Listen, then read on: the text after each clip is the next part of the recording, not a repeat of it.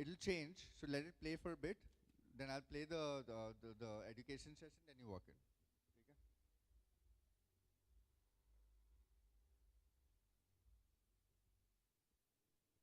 जब मैं आप-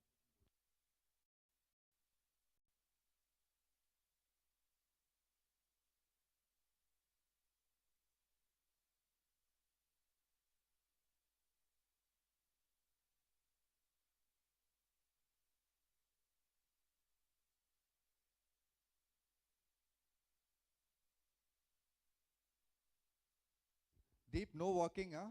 Come out of there. Stay in one place.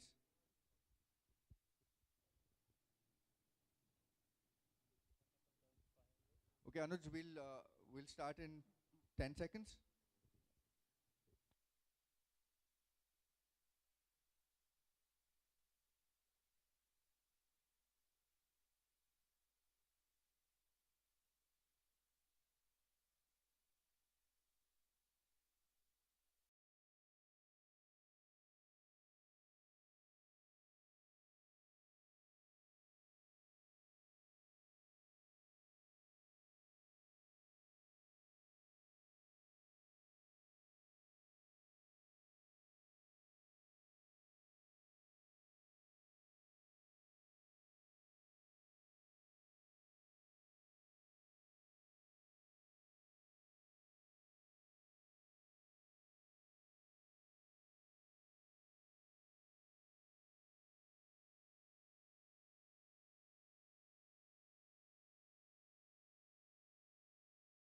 Honor and privilege to be your host for this special segment where we're going to be in conversation with mavericks in the educational sector.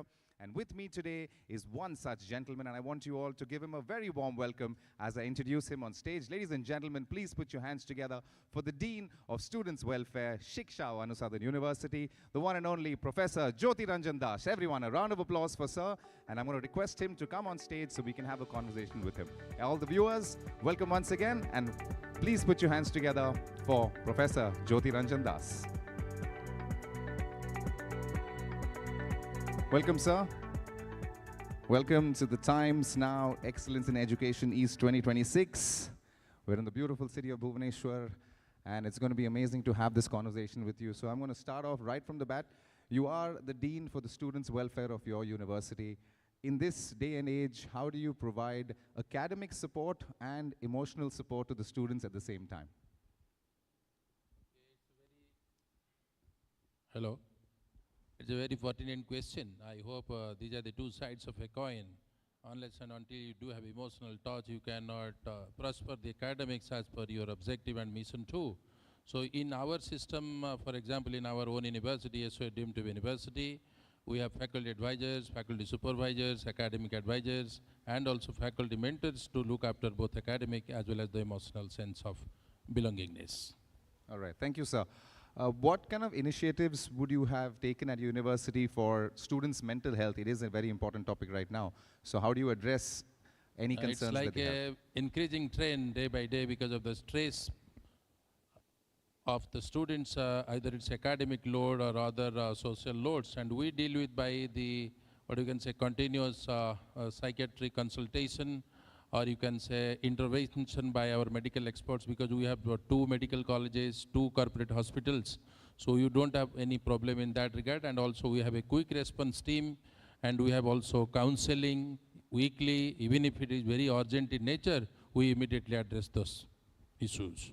Thank you, sir. It is extremely important to address mental health, and I'm glad that you as the Dean are taking this, in your own stride.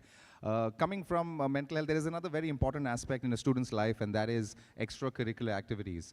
So if you have to help a student excel in extracurricular activities, what initiatives do you take at your university? Apart from academics, our university is very good in offering sports, games, and also different clubs. We engage students, and we have a very special club.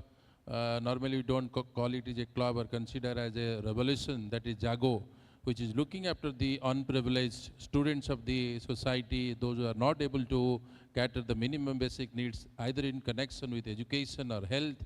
We are there to help them, and our students are very good in literature, or you can call it the engineering part or the management clubs. Even we offer them various opportunities to join immediately after taking admission in university, be a part of club, and they can build their cohesiveness, they can build team leadership. By the way, they can have a holistic personality as a whole. Thank you, sir. That's great. Like you said, a holistic personality is important. We've covered academics, we've covered mental health, we've covered extracurricular activities, but there is another very important field for a student, and that is leadership and communication skills. So how do you inculcate that in your students? At this age of 21st century, and India has become the leader in most of the aspects across the globe, we also, what you can say, educate our students to be leader of their own. And for this, we offer them opportunities like conduct the event of your own, whether it is internship or it is seminar or it is conference, or there is a concept called event volunteer management, EVM. We give them opportunity, you manage the event as a volunteer. By the way, they can learn. They manage a group, they become the leader, or by the way, they feel what is leadership, where is the lacuna of leadership. And it's like a continuous process, and by conducting such events, they feel that they have become the leader, and this is the only opportunity given by the university. Thank you, sir. Thank you so much. It looks like the students are in very good hands, thanks to you. And everyone's very happy with SO University, so I'm sure it's going to go a long way. Thank you, sir. Thank you for spending time with us. Everyone, a round of applause Thank you. for Professor. Thank you, sir.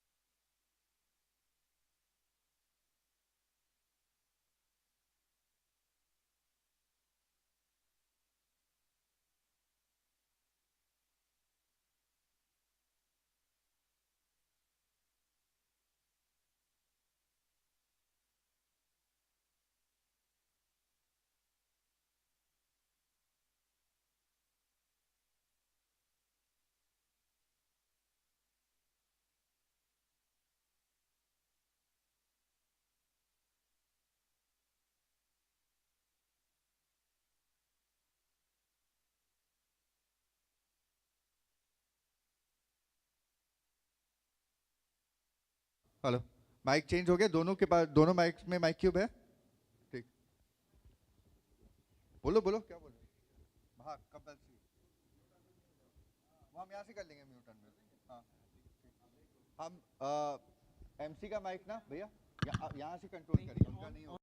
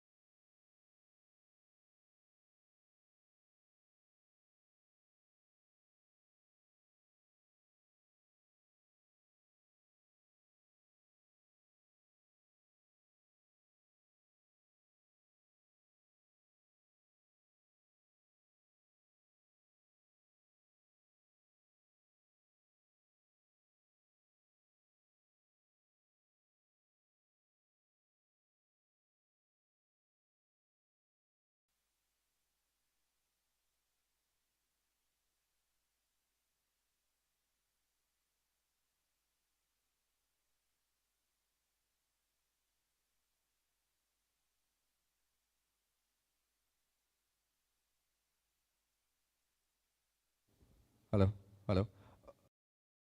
Everyone, no one crosses the camera, phones on silent.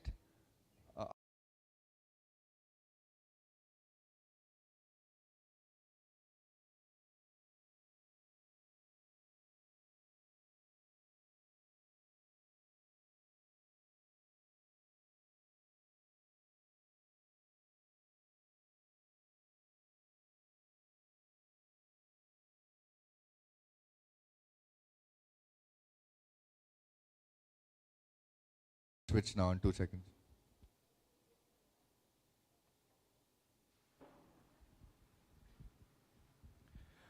Namaskar, namaste, good morning, and welcome to the ET Now Business Summit and Awards 2026. My name is Anuj, and it's an absolute honor and privilege to welcome all our viewers to this special segment where we're going to be in conversation with a powerhouse of a man. Ladies and gentlemen, please help me welcome the president of JSW Steel, Mr. Anil Kumar Singh, on stage. Everybody, a round of applause, and all our viewers, let's welcome sir on stage with a very warm welcome.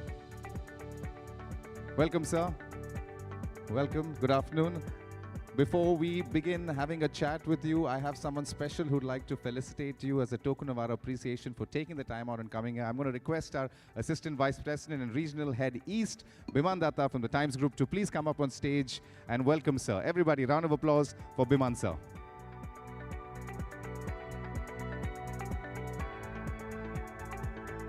Thank you, sir, for taking the time out and being here. Welcome to the ET Now Business Awards and Summit 2026 Odisha. And Biman sir, on behalf of the Times Group, is welcoming you to this special occasion. Everybody, round of applause for Mr. Anil Kumar Singh.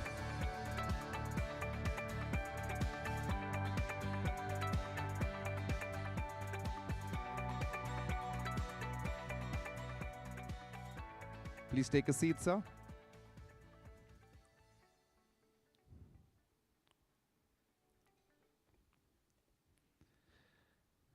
All right, sir. I'm sure you're well versed with this part of the world. Odisha is now becoming a national powerhouse. Everyone knows the natural resources that are available here are immense, and it contributes so much to the national economy. At JSW Steel, how are you taking initiatives to strengthen the state's position as becoming a steel hub for the country? Yeah, thank you very much, Anuj. I will reply to your first question. I think two questions are in this.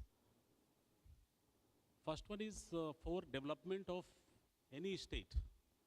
Industrialization is very, very important. It plays a very important role because it's generate revenues for the state. At the same time, it creates the job opportunities also for the youngsters and for the people of the state.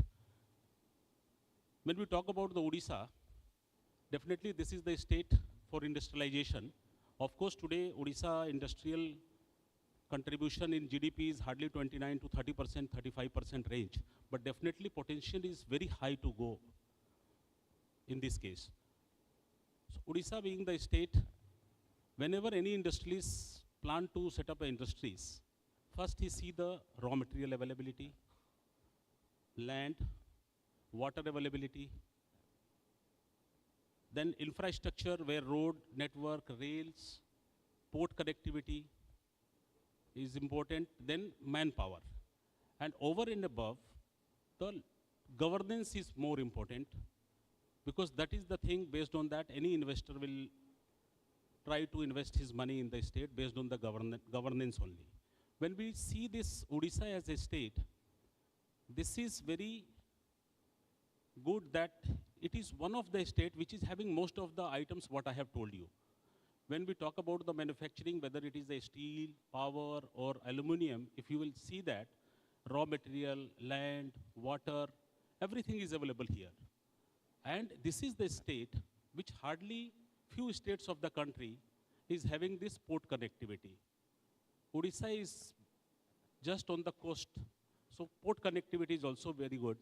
And this is the state where port is also there and raw material is also there. Some state where only raw material is there, but there is no port. So this is a very good state for industrialization. And definitely this whatever industrialization is concerned, JSW is going to be a major players in development of this Odisha.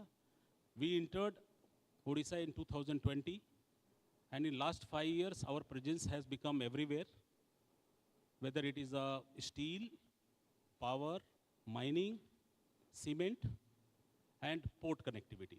So we are present in all the sector, and our plan is very aggressive. Today, if you see this, Odisha is producing, because I am from steel, so I will tell you the steel numbers. Odisha produces 150 million ton of iron ore, whereas 50% of the country's total iron ore. Country produces 300 million ton, Odisha is 150.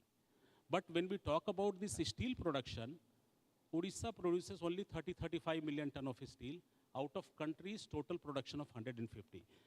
Here I would like to say, still Odisha manufacturing capacity is little less.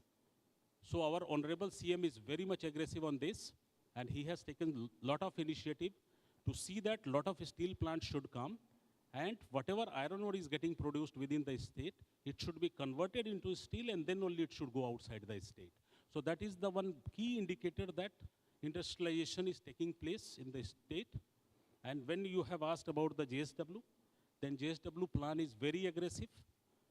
What I see, Odisha 100 year, they are going to complete in 2036.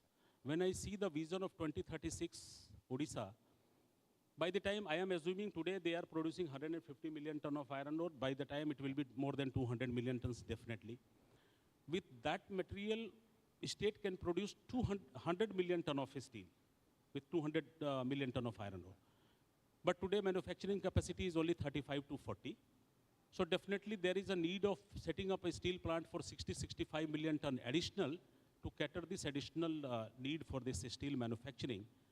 And I am sure by 2036, whatever JSW roadmap is there, whatever plan we have made, out of 100 million ton if Odisha is going to make, so approx 40 million ton JSW is going to make, which is today, JSW presence is only 4 million ton. And from here to 2036, definitely 35 to 40 million tons. So 4 to 40, 10 times increase in 10 years, I think JSW is going to contribute in a very big way as far as Odisha is concerned.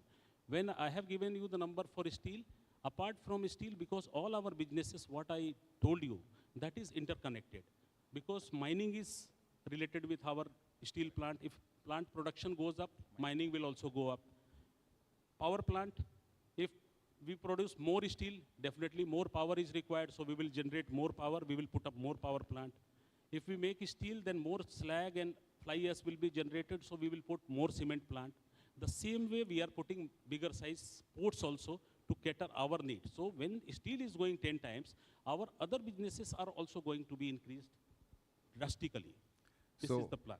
So overall, you're saying all the businesses in 10 years is going to increase due to this one main aspect of being in Odisha, because of ports, because of natural resources, and because of governance that is supporting you. That's a great story, sir, and I'm sure 10x in 10 years is a great goal to have, and I wish you all the best for it, and I'm sure it's going to happen. Can we have a round of applause for sir? That's a fantastic way of putting everything together. So you also very nicely put together and put front the entire importance of steel. Steel is India's growth story, from mega projects to highways.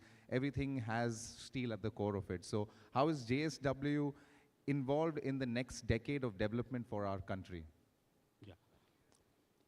Now, if we recall, our country's annual capex, as far as infrastructure is concerned, this is more than 1100,000 crores.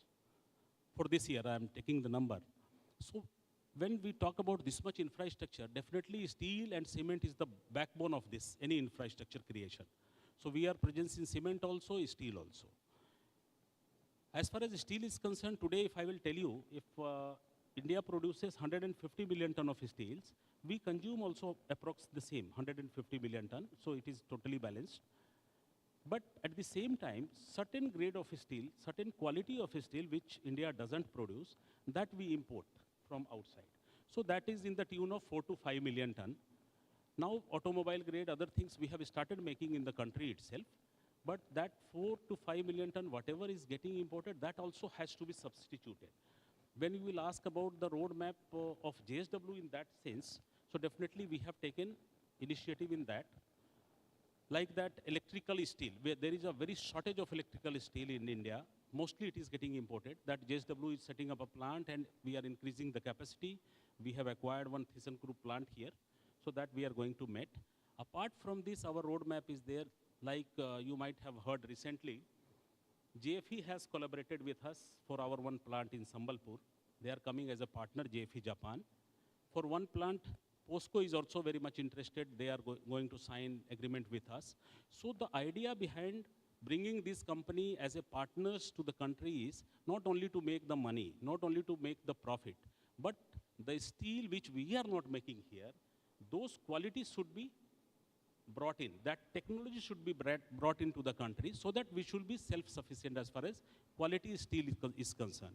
When we will make this type of steel, improved steel, high strength steel, so with this what will happen? The consumption of steel also will reduce because this is improved quality of steel. And at the same time, longevity also will increase. So this is the idea behind that, and we are working very much on this. That's great, sir. Very much in line with the Make in India initiative. You're trying to make as much steel as possible in the country. But you spoke about high quality steel that is being imported. One was electrical, one was automotive. What are the other kind of examples? I'm curious to know. What are the other steel that we import for what kind of industries? No, special grade only. Automobile sector is mostly importing because now you might have seen electric cars are going to come. So very high strength steels are required. So we have also started producing, but certain grade steel it is getting imported. So that also we will substitute with these technology partners and their product outside the country. That's a great goal to have, sir. It's amazing. And in this day and age, again, sustainability in any field is not an option. It has to happen. So what are the initiatives JSW Steel is taking for, having green steel that's the future?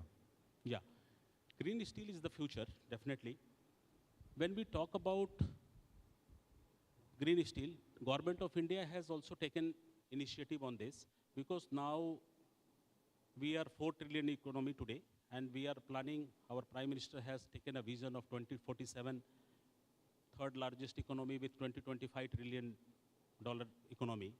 So definitely all other things has to grow in that ratio only. When other things are growing in that ratio, so it is very, very important to set up a system and control at this point of time. Otherwise, if everything goes rampant, then at later stage, it is very difficult to control that. So Government of India has also taken initiative for this reduction of carbon footprint. And all the responsible corporates like JSW and other our counterparts, they have started taking action on this and they have started making the roadmap and action already started. As far as this JSW is concerned, we have made our roadmap. We will be net zero by 2050. And when I talk about the net zero by 2050, so definitely it is not like that at 2050 only we are going to talk. We have made interim landmark also, which is by 2031-32, 5-6 years later, we will reduce our carbon footprint by 40% from the present level. So that is already roadmap we have planned. Now if you will ask me how you are going to do, so definitely there are various methods which we are going to incorporate. Already we have started that, but few of them I will tell you, like that renewable energy, because we are having energy sector also with us. So their renewable power like hydro, solar, wind, and PSP. So this system we have already started augmenting. And in another 5 to 6 years, you will see 40% of our energy required for manufacturing of steel will be met by renewable energy. So that will be a big source for reduction of the carbon footprint. That is one part. Second part, I will tell you, because whatever this one plant we are making here in Paradeep, that is the world's largest steel plant we are making. Already construction is started. So for that, what we are doing, raw material from our mines to that plant is 300 kilometers. So we are putting the slurry pipeline there. So raw material, iron ore from the mines should go through a slurry, not by trucks and trains, so that to control this emission. Of course, 100% it can't be, road can't be curtailed. Definitely certain quantities will be there, but it should not grow in the ratio where our plant is, the way our plant is growing. So that thing like conveyorization is concerned, pipe conveyor, so those things we are putting. So that thing will take care. Another thing we are taking care, we are putting bigger size of units, plants.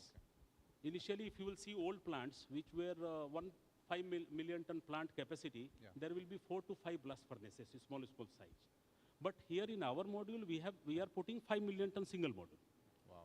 So when you are putting single module, so this gives you two things. Because one thing is our plants are going to be new.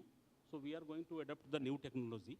And the moment it is new technology, then definitely whatever, till today, whatever R&D has been developed, that everything is going to be incorporated into that. So that is going to take care. I will give you one example. We are having one blast furnace also here in Raigad of Chhattisgarh. A small size blast furnace, 650 million cubic meter we tell it. That takes roughly 570 to 580 kg of fuel per ton of steel. Example I am telling you. But same 5 million ton blast furnace which we are having in Raigad of Maharashtra, that plant takes 410 kg of fuel per ton of steel. So you can see 150 to 160 kg of fuel saving. And here fuel is what? Fuel is directly, indirectly only coal. So that much reduction is going to happen. At the same time, usage of scrap, because finally, slowly, India is going to be a circular economy. So we have started using the scrap. So whatever scrap is getting generated within the country or available from outside, so that we are increasing in our steel manufacturing, so that reducing it, the carbon footprint, as far as this scrap consumption is concerned. And over and above, I will tell you a very interesting thing. JSW had just entered into automobile sector. Our car and commercial vehicles plant is under construction in Aurangabad of Maharashtra. And by the year of 26, I think our bus, our trucks, and our cars are going to hit the Indian roads. And these all are electric vehicles. So maybe you will find 2 years down the line, inside the JSW plant, whatever cars will be there, whatever trucks, whatever buses are going to be there. Definitely cars we have started, but all these commercial vehicles also will be converted into electric vehicles. So this is also one kind of initiative we have taken. Like that, so many is there, but I have told you just 4 to 5. That's great, sir. There's a lot of work that's happening, and I was particularly impressed with the world's largest steel plant that you said at Paradip, which is right here. Yeah. So I'm sure it's going to have the best of the technologies, like you said, and it's going to be the most green plant that we can see. So thank you, sir, for taking us through that entire journey. It's great. Coming into your role, I'd like to, if I could take a step into your corner office. You are leading one of India's biggest steel companies. In such a changing world, in such a fast-paced world with so many decisions to make, how do you stay reliant? How do you cope up? So what is your mechanism for being the leader of such a big company? How do you manage? Difficult question. But definitely, as per me, there are two parts. One is our production side and our industry side, which is mostly in our control up to certain extent. There, if you will ask me, as JSW, because so far we were not having raw material security, we were not having iron ore mines. Recently we got it. So it was very challenging for us to survive in the market where level playing field is not there. If it is level playing field, it is very easy to play. But here, when the market is same for all of us, at the same time, our counterparts are getting lot of advantage of free raw material, legacy raw material obtained from the previous regime. So it is very difficult for the players like us to survive in this type of situation. Then in that case, definitely, I would like to congratulate my senior management, their visionary leadership, and at the same time, my all colleagues at plant level, they show their ownership of the plant, and we try to control our cost of production as much as possible, because we are not living on the legacy. Definitely after 6-7 years, those legacy is going to be over, then it is going to be a level playing field for everyone. At the time, it will be very easy for us to play the game. Now coming to the second part, which as per me is the softer part. Because whenever you are setting up a plant anywhere, particularly I will tell you the state of Odisha, you take the example. In the country today, any company in any state has put only one steel plant. Not more than one steel plant has been set up in one state by one company.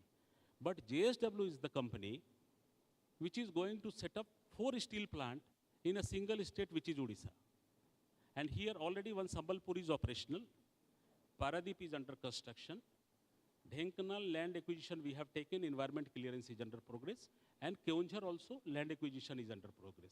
So these all 4 steel plants are going to come, but at the same time it is very, very challenging to take the society with you, but it is very easy if you are honest to the society, if you are taking along your people, you are making them your business partners at all the level, whatever is their capacity, then definitely each Indians, whoever is the citizen of India, they want the development and they are going to support you, provided I have to be very honest to them, and we have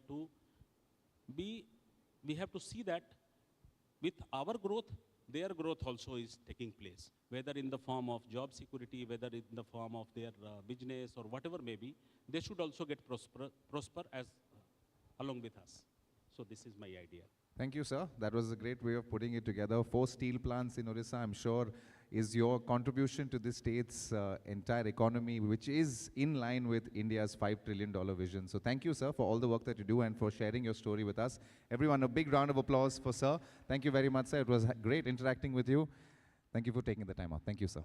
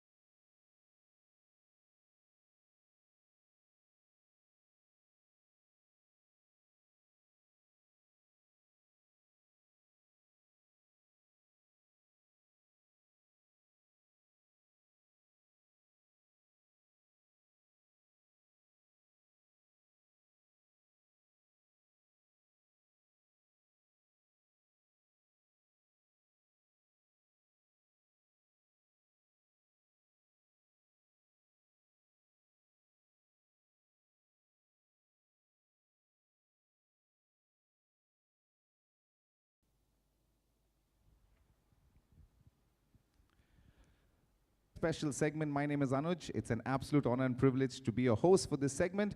We have yet another amazing business tycoon who's coming up here to talk to us. Ladies and gentlemen, please put your hands together for Mr. Bibu Prasad Mishra, the advisor for Hindalco Limited. Everybody, please give him a round of applause as Sir comes up on stage to have a quick conversation with us.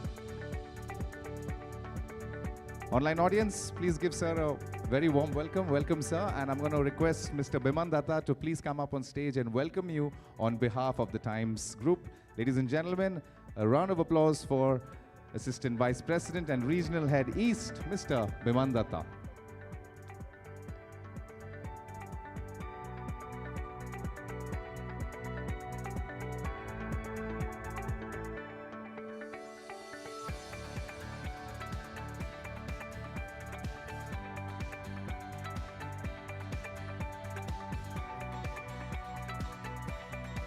Welcome to Mr. Bibu Prasad Mishra. Thank you, sir, for taking the time out and being a part of this segment. Requesting you to please take a seat.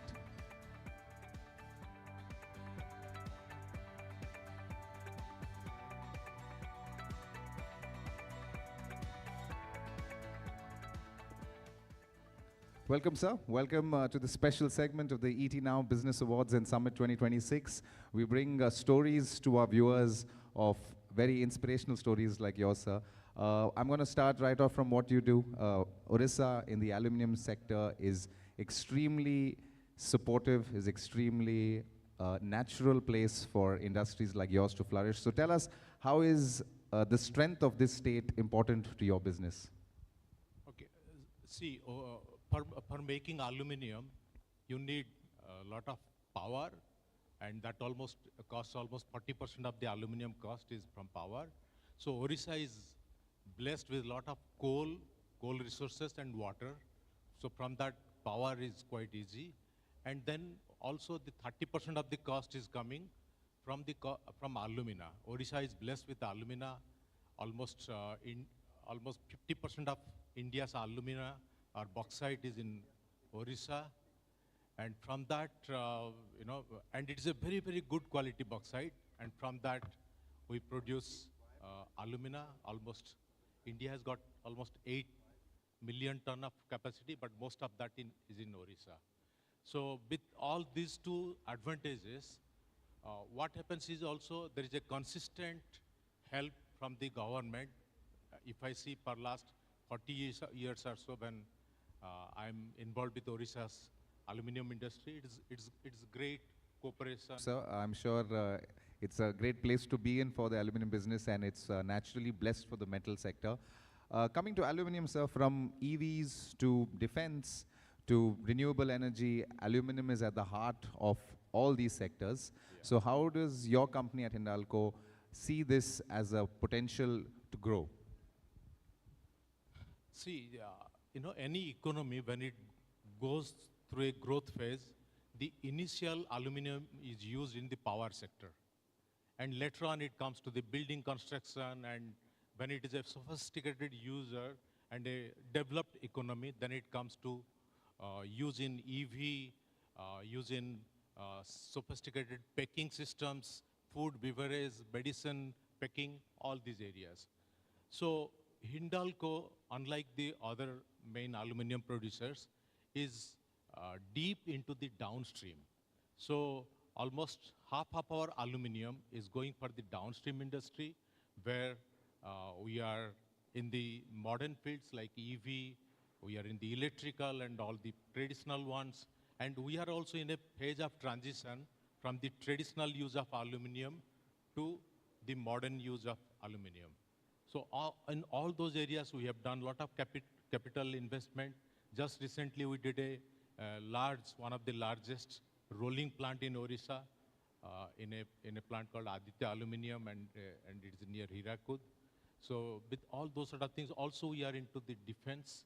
So when you see a lot of our defense capability and aerospace, there, the complex alloys which we produce, they are all used in those places.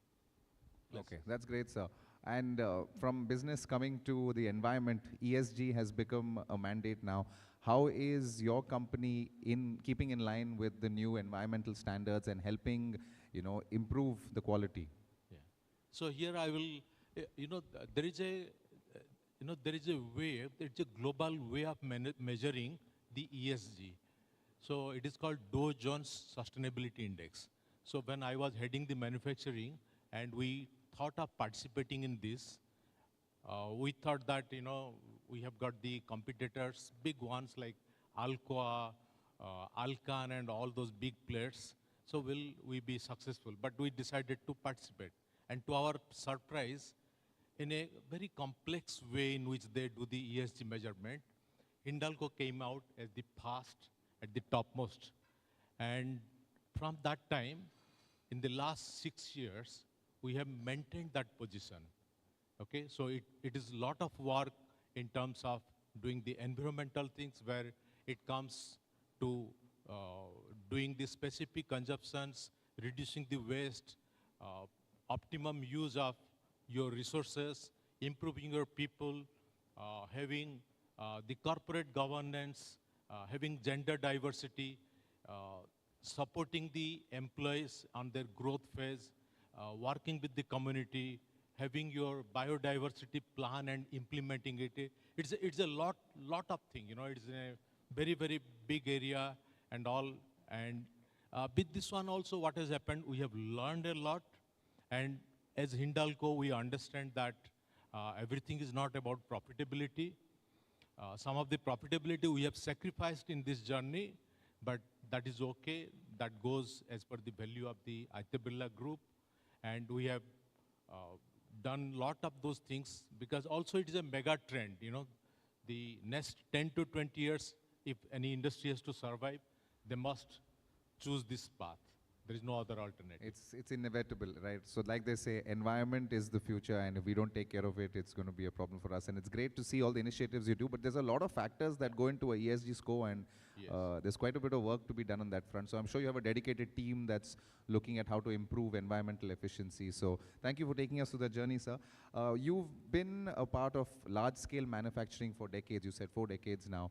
So in your experience, what are the biggest efficiency levers that you see in our aluminum business? See, in aluminum, if you see, the first thing is that you must have the right technology where some of the technology, I'm not very happy that still we are buying from outside, though we have got a lot of our own R&D and we are working on that. But when it comes to reliability of the power plants, using the minimum amount of coal from which you can make electricity, in those areas we have done a lot of great work and we are one of the leaders. Then it comes to the specific power consumption to make aluminum. In those areas, we have done a lot of work. In fact, some of our legacy plants, they are as good as the latest plants in terms of energy consumption. We have got a plant in Renukot built in 1960, and that is competing very, very favorably with the best plant. How does that happen, sir, if it's such an It is old a lot legacy of plant? continuous innovation and giving the leadership at the lowest level. Got it. A lot of small innovations are happening, and it is very easy to implement them. Failure happens, but we accept it as a culture of the organization. So each plant has its own kind of way of operating, or is there a top-down kind of approach that goes to making sure all plants are at least the similar level, the legacy plants and the new plants? Yeah. So first thing is that all the plants they said, and when somebody works in a plant, it is not that it is not like a position he can be there. He can go to the other plant. So there is a lot of that sort of things is happening. Also, we have got a lot of R&D facilities in all our plants, and also as a Aditya Birla Group, we have got a Aditya Birla Innovation Center in Navi Mumbai. There also we have got many PhDs and all. They are working at a very, very higher level of innovation. There is a lot of lower level innovation and all that is happening at the plant level. So it's a combination of all that which is giving us a lot of strength. That's great. Like you said, sir, right at the grassroots, you give them ownership and they have so many innovative ideas, and it's nice to see that you're implementing this. Coming down to you as a leader, sir, it's been, like you said, many decades of experience. There are new age industrial entrepreneurs who are getting into this field or who are running family businesses. What is your advice to such young leaders? One thing which I have experienced in my career, so I may be a bit biased, but that is that you need to take risk. Take calculated risk, not very, very rough. And if you remember the poet Robert Frost, who says that, there are two ways to the wood, and I traveled the one which is less traveled, and that made all the difference for me. So that way, that is one of the things all of our young people, they must work on that. That is a very important part of leadership. The other area which I am really worried, and I think that we need to do a lot, is that as our economy is growing at almost a rate of 6-7%, Indian economy, and that means aluminum and many of these core steel sector and all, they are going to grow at least 10%, and that will grow for almost 10 years or even more. What it means that almost 7 years, the industry is going to be double. That means more plants, more infrastructure, more buildings, more service. So the people, they must be trained to grow up, to take the leadership positions. And many of the middle-level managers, they must have that ability to delegate and train the bottom-level leaders to take those roles. So it's a big challenge for the whole country. And in fact, you can buy the machines, you can build a plant, but unless we take this human resource to the right level, we may have some growth curtailment. And that is one of the things which, when I think deeply, it comes to my mind. That's a takeaway, sir, from years of experience. Invest in the people who are going to be the leaders of tomorrow, and you are truly an inspiration for that. So thank you, Bibu, sir. Thank you so much, sir. Thank you for taking the time out and speaking to us. Thank you.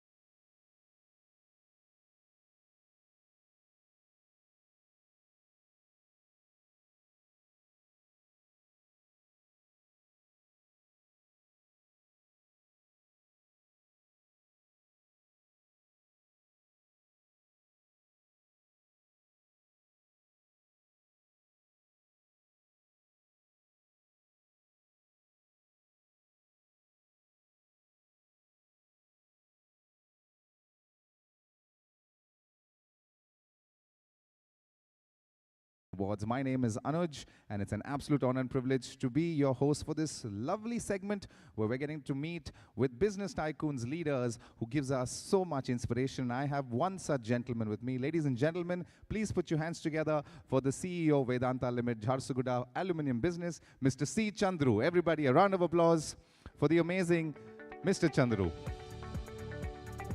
Welcome, sir. Welcome to this special segment. Before I ask you to take your seat, we have Mr. Biman Datta who would like to welcome you on behalf of the Times Group to say thank you for taking the time out to be here. Ladies and gentlemen, coming up on stage is the Assistant Vice President and Regional Head East, Times Group, Mr. Biman Datta.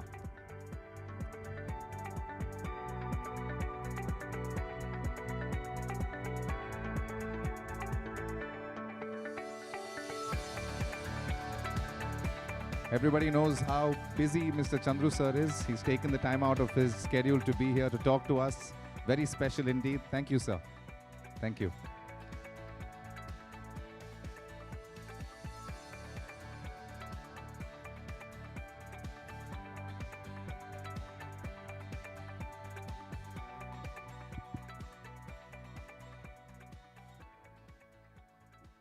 Welcome, Chandru sir. Thank you for coming all the way to Bhubaneswar. I know you're very busy at your work at Jharsuguda, which is obviously has one of India's biggest aluminium plants. So how is Vedanta transforming Odisha into a global aluminium hub? We know the work that you're doing, but how are you helping transform this state into an aluminium hub? Okay, thank you. Jharsuguda is already the biggest single location aluminium smelter in the world, as you all know. You know, the significant thing about Vedanta in Odisha is we are in that entire value chain. We have a presence in that entire value chain. Starting from, we take the bauxite from Odisha, we convert it into alumina in Odisha, from alumina to aluminium in Odisha, and now our endeavors are towards the next step, from primary aluminium. We are also now seeing how to develop a local ecosystem where we can make the downstream products. Okay. Like our aluminium today, which is manufactured in Odisha, goes to all parts of the country. Correct. Gets converted into various products. Like extrusion products, home panels, and automobile applications. And they come back to the assembly lines in Odisha only. Got it. But how do we stop that movement out and then coming back in? And how do we develop a local downstream ecosystem is also something we are working on. Today we have an investment of more than 1 lakh crore in the state, and our chairman, Mr. Anil Agarwal, has already pledged for another 1 lakh crore investment in the state. We are about to bring another state-of-art aluminium smelter backed by captive power plants in Odisha. So if you see, for Vedanta in Odisha, for both of us, the growth is going to be mutual. And both of us are the tipping point of, the state and the company is on the tipping point of that exponential growth, which is going to happen in the next 10 to 15 years. And, I attended that 2036 target for Vikshit Odisha. So I fairly believe with our expansion plans and our plans on the entire value chain, our investment on plans on the entire value chain, we will be able to contribute significantly for Odisha to become that Vikshit Odisha in 2036. I'm sure, like you said, your company will definitely contribute to the state's Viksit, policy that the Honorable CM itself drove. And I'm sure it's going to be great to hear that your entire value chain is Odisha. But I have a question for you, sir. You said from the bauxite to the primary aluminium is made in the state. Is everything happening at Jharsuguda, or does it move all across the state? No, it moves all across the state. Our bauxite currently is coming from the OMC mines in Kodingamalli. Okay. And we are also looking forward to open our own mines in Sichimalli. And the bauxite from there moves to Lanjigat. Okay. Lanjigat is 5 hours from Jharsuguda towards the south. And there we get it converted into alumina. And then the alumina moves by dedicated rail wagons to Jharsuguda. And in Jharsuguda, what we do is we converted it into aluminium. But to support the production process, because 1 ton of aluminium needs 13,000 units of power. Wow. 13 to 14,000 units of power. That's huge.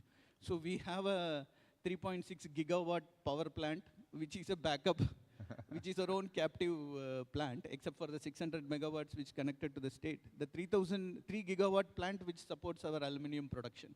So we make 1.8 million tons of aluminum metal in Jharsuguda alone. And we are present in that value chain till that stage now. Now we are venturing, along with the Odisha government, we are trying to create our first industrial park where we can just transfer the hot metal and bring in a lot of MSMEs. And we make those downstream products, with extrusion products. Understood. Currently, we are not venturing into rolling because Balco will be, our sister company will be doing that, extrusion products, which can cater to the local market and which can create local employment and which can also develop local entrepreneurship. So that's the kind of, that's why I say we are present in the complete value chain in Odisha only. That's great. That's amazing to hear. So from the raw material to the final product, more or less happens in one state. It's what's quite more nice. Beautiful is for those power plants. Yeah. So we need around 60,000 tons of coal a day. Yeah. And all that comes from Odisha because we are on the pit head of Mahanadi coal blocks. Okay. So we have a very holistic presence on the entire valley I can chain. see so. So I'm sure you've traveled to far and beyond in the entire state of every corner. So that's great. You're an expert in Odisha. So next time anyone has any questions, we'll ask you regarding the state. So you were talking about so many moving parts. Things are traveling by rail, by road. You use so much power. You have your own power plant, which is great. But when it comes down to so many different moving parts and using of energy, we talk about sustainability, which is the way forward. So can you tell us some initiatives that you've taken to, improve sustainability and, of course, also make the workplace a diverse culture? Thank you. Thank you for that question. A question which is very close to my heart, especially on the diversity part, but I'll start with the sustainability part. So if you see, aluminum basically being a power-intensive process, okay? And the viability of the operations lie on how efficiently we get our power at. But still, what we are trying is we have embarked on our journey to produce green aluminum. So how do we define a product green? The energy you use must be clean. The waste which you generate must be recycled. And you don't generate additional waste in the manufacturing process.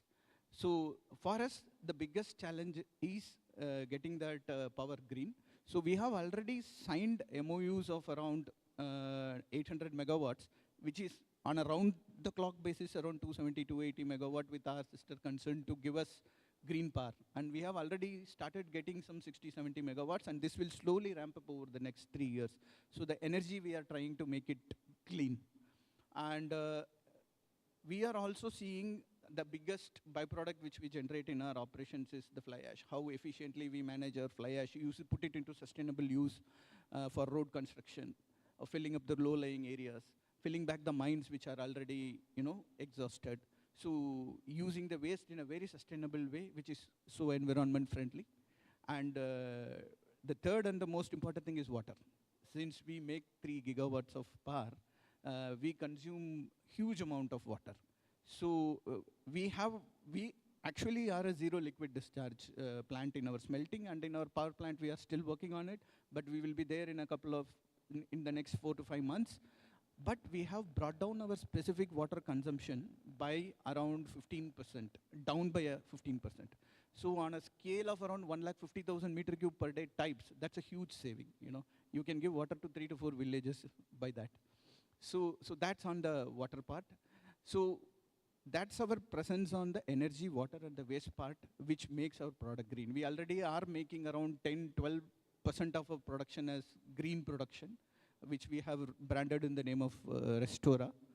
And we will be enhancing this going forward. And on the diversity part, which is very close to my heart, if you see manufacturing setup, kind of there is a jinx. It's a jinx or it's a prejudice that it's a male-dominated sector. And that is one thing which at Vedanta we wanted to break. So our chairman is a huge believer in this. Priya madam is a tremendous believer in this. And I see why that diversity, what that diversity brings onto the table. We all speak about diversity, but what that diversity brings to the table, if you see.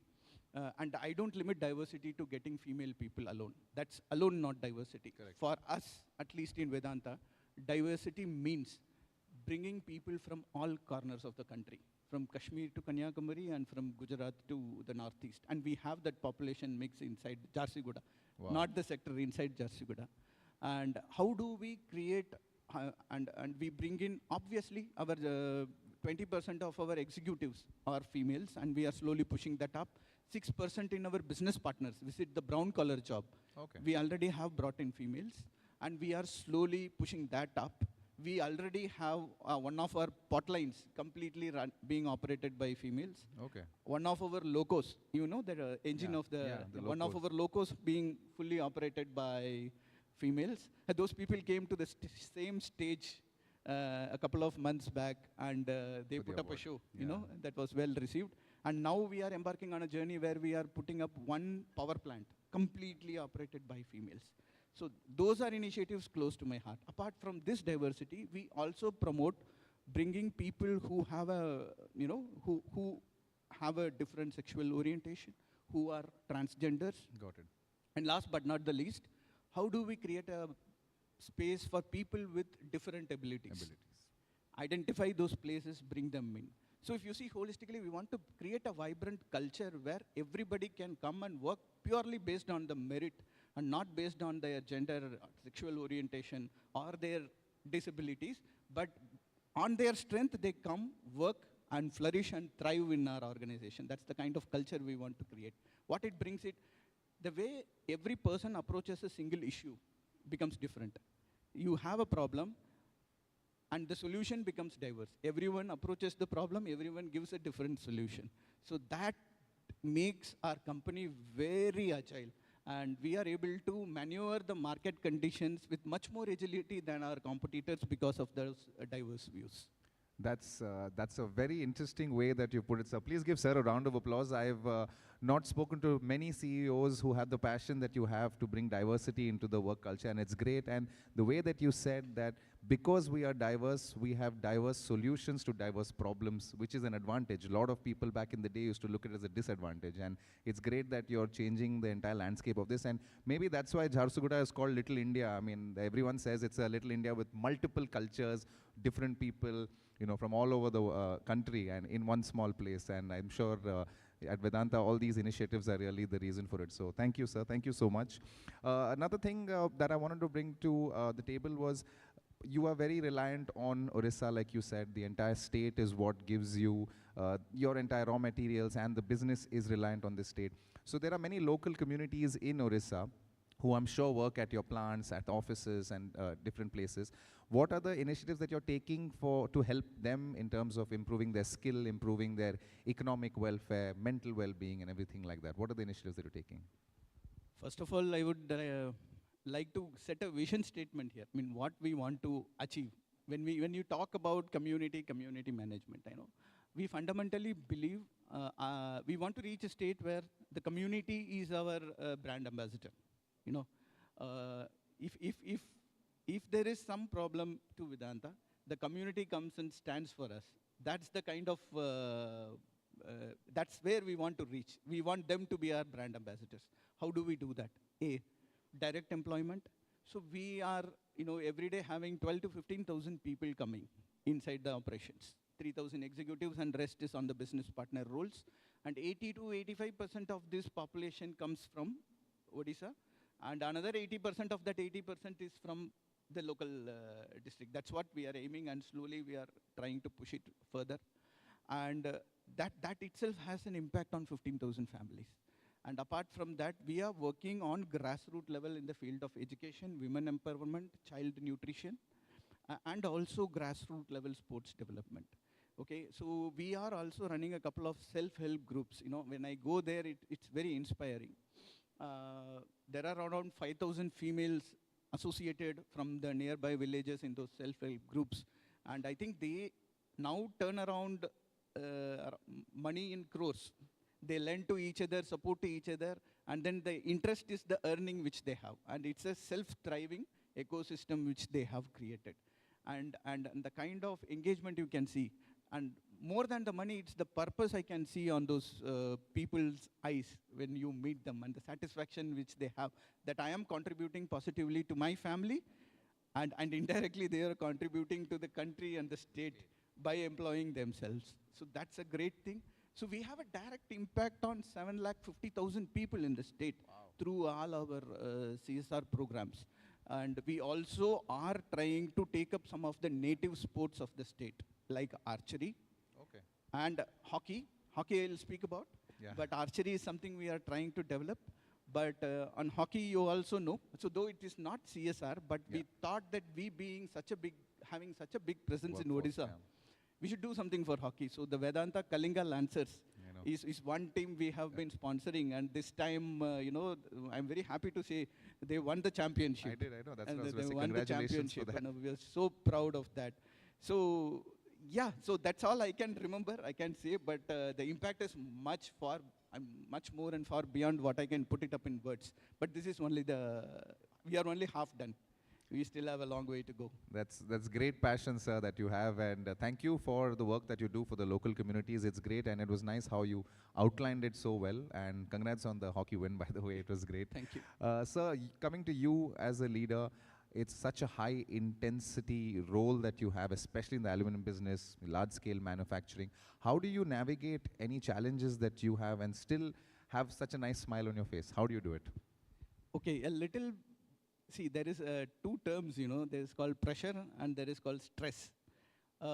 Pressure is always positive. So that I have been bred at that. This is my first company. All my life I worked in one company. Okay, Really? it's been 22 Wow. years. Yeah. So I got straight from college into Vedanta. So without pressure gives you that positive motivation to take that extra stretch, go the last mile, and make that difference, the last 10% of the difference. 0 to 90 is as difficult as 90 to 100 is as difficult as 0 to Correct, 90. correct. So it's all about going that 90 to 100 is what, that pressure makes you strive for. But allowing it, not allowing it to get converted into stress. So what do we do differently is we believe, figure out, be very clear in my mind what's my organizational goal, what my promoters want, what my CEO wants, the sector CEO wants, and what is my part in that.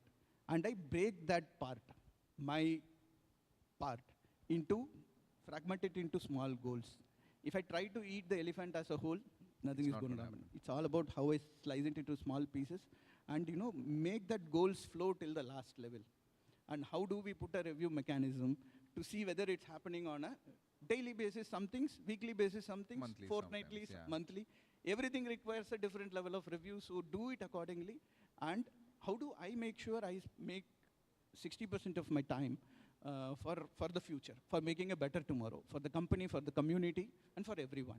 That comes only because I'm able to delegate my large part of my daily tasks to the team members. We have a very capable team, very young team. Yeah. If you see about Jarchiguda, the average age must be 30. People don't get bogged down by responsibilities. They get They charged enjoy up by the responsibilities. So, and they go that extra mile and deliver. So their success is ultimately the organization's Correct. success. So that's one way I'm able to not get into that stress zone and enjoy the pressure zone and still be able to deliver be able to make that difference, whatever we can make. One life, one job.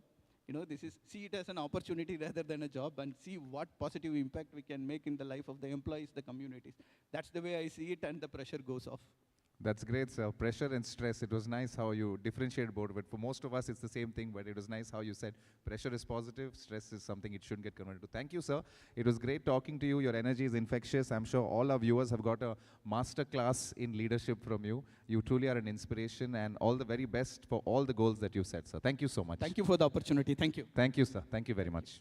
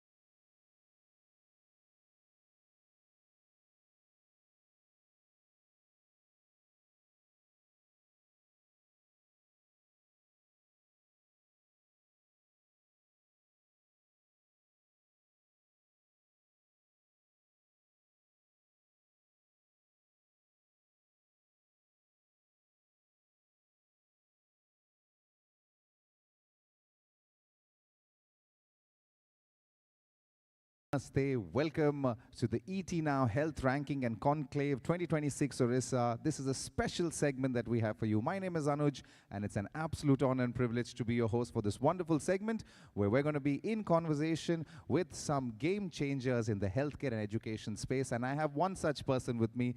Please welcome the Pro Vice Chancellor for Shiksha Vanu Southern University, Professor P.K. Patro. Everyone, a round of applause for Professor Sir as he comes up on stage. And audience, I'm sure you're going to have a great conversation with him. Welcome, sir. Thank you for taking the time out to be here. At your university, it's a multidisciplinary university, but one thing that I want to talk to you about today is the role of artificial intelligence in the healthcare space, and I know you educate millions of students in this space. So how is AI helping, diagnosis diseases and prevention nowadays that's going to help in the future? Yeah, so good afternoon to everybody. Artificial intelligence is a technology. If you are used to that, then you can do better. See, just before that, I will tell one thing that students or public are afraid if AI is coming, our job will be over. It is not necessarily maybe for a temporary period. So if you are not tuned to the technology of AI, then you are at stake, your job is at stake. So my sincere apology and request to you also that modern technology, what is coming is the AI. If you come to a healthcare system, proper diagnosis, see, we are doing the X-ray, MRI, CT scan, many more. The images which doctors are telling that may be machine specific, depending upon the machines, we are getting the output. But there may be very minute thing which are missed by the machines because doctors in the naked eye cannot. But if you process through the AI technique, see, AI is a machine learning or deep learning techniques where the data is processed. If that figure, if you screen it, process through AI technique, you will get a bigger, clear, and transparent picture of the tiny particle which is missed by the doctors. Correct. So that will give the diagnosis that it is a faulty position, so steps should be taken which are missed by the during the scanning or the ultrasound machines. So that is one aspect. Second thing is that it will be speed. Suppose at a time 1,000 patients or 100 patients are coming. Correct. The AI technique can do the speedy work, faster processing than the physical thing what we are doing. So the speedy process and accuracy, it will come. And if you see, the AI technique helps in healthcare system proper diagnosis. Say you go to pathology, see the lab records, see the other part. Then what will happen? As we are doing in our hospital, IMS some hospital, we have got 3 medical college, IMS some medical college 1, IMS some medical college 2, at Pulnokara, 1 at Bhubaneswar, 1 at Western, but that is southern part, Barampur. And these records, these data are processed by the AI techniques, which gives you a clear picture so that before the doctor could tell that you are suffering from that, the AI technique will give an early prediction that you are suffering from this disease, and the doctor can be predictive in advance so that it will help the patient better way. So there are many advantages are there, but I will say you should use the AI technique judiciously. See, science is not bad, technology is not bad. The way you utilize, that is the proper justification. AI cannot replace the doctor, but it facilitates the doctor.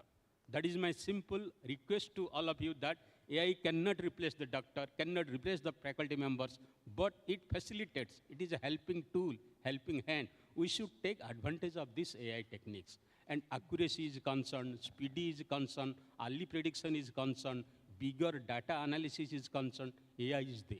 So that is my submission. That's great, sir. That's a nice way how you put it, saying don't be afraid of AI. Anyway, AI cannot make us a doctor, so no one needs to be afraid of it. And doctors taking the help of artificial intelligence is great, and it's nice that you are, helping that go forward. So early detection, prevention, helping doctors, report faster scans, give them better information. All this is what artificial intelligence helps with. That's nice. So in terms of artificial intelligence, a lot of people are worried about patient data. How do you ensure patient data is secure, because it goes on a public platform sometimes? So how do you ensure, using artificial intelligence, patient data is not compromised? Yeah, that is a vital question and important one also. AI ethics. AI you should develop some AI ethics, AI laws. So far, the data secrecy is not lost. Say, for example, when you are transmitting data from one place to another place, we do the technology type encryption. So data is encrypted. When you receive, like our barcode we are doing, so you can scan the barcode, you can know, like you have the ATM pin. Similarly, an encryption, that encryption will be only authenticated by the doctor concerned, nobody else. So at the receiver side, it can be decrypted and patient's data can be told. So proper technology, if you encrypt the data, patient data can be maintained the secrecy. Number two, if you authorize only that person, de-identification, de-authentication, that means when you use the AI simulation, do not use the patient name, age, data, telephone number, mobile number, etc. After that, you have authenticate that person X is this, because you have done previously encryption, technology-wise, then you do it, de-identification, the way that the data, when you simulate, should not be entered their name, address, mobile number, etc. Third thing is that I will tell that before you use something, take the consent of the patient that I am doing this thing, whether you agree or not. So this is a great challenge, AI ethics, because you have to develop some code which will protect the data privacy, data accuracy, and encryption, data identification. These are very important aspects of AI.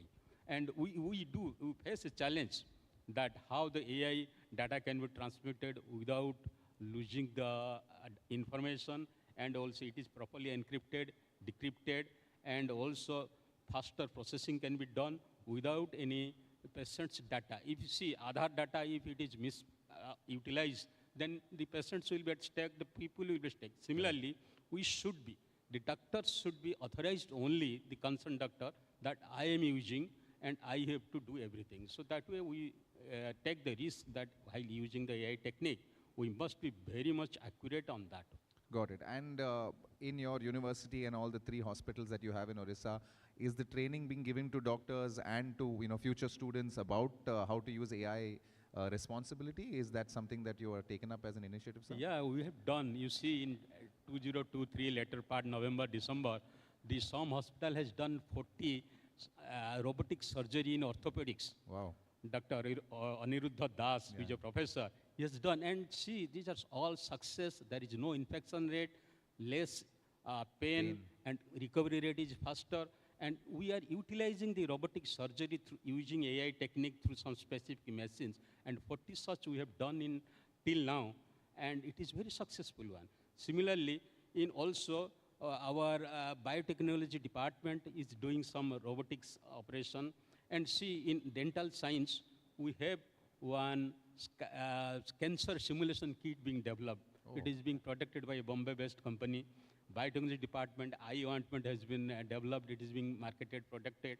And what we are doing is that, see, like COVID, our SOM hospital saw 50,000 patients, 50,000 patients, and did a very good work. And it was highly appreciated by Government of India as well as our Government of Odisha.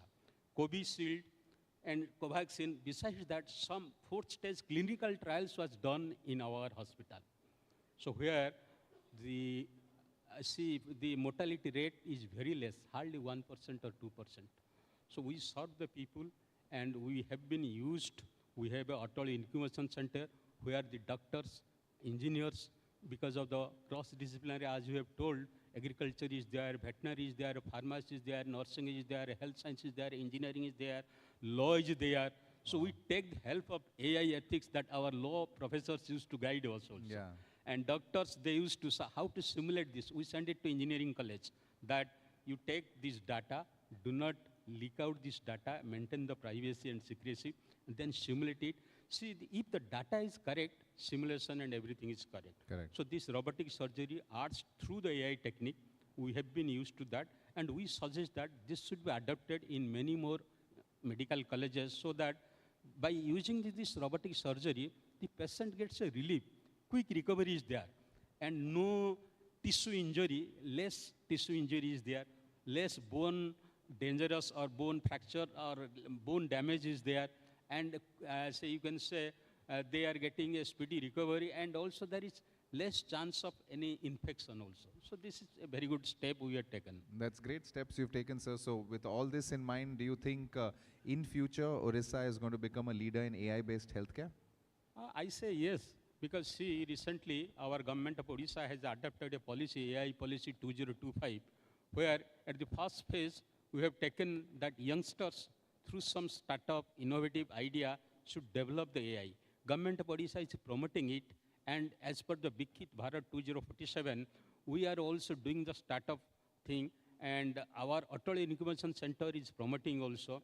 And state government is encouraging such type of thing through financial aid, through encouragement, through startup, innovative, and Odisha's, we have a skill center. Skilling is done. And if you see, in the past, you remember that Nagada, there was a child death.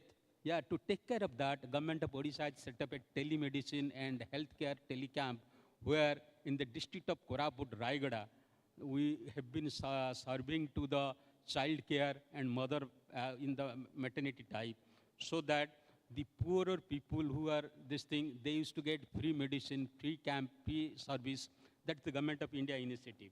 And also many AI summit in Odisha has been organized by government of Odisha, and we also at Shiksha Anusandhan University, we have also organized to only promote that AI is not, you should not look that AI is dangerous.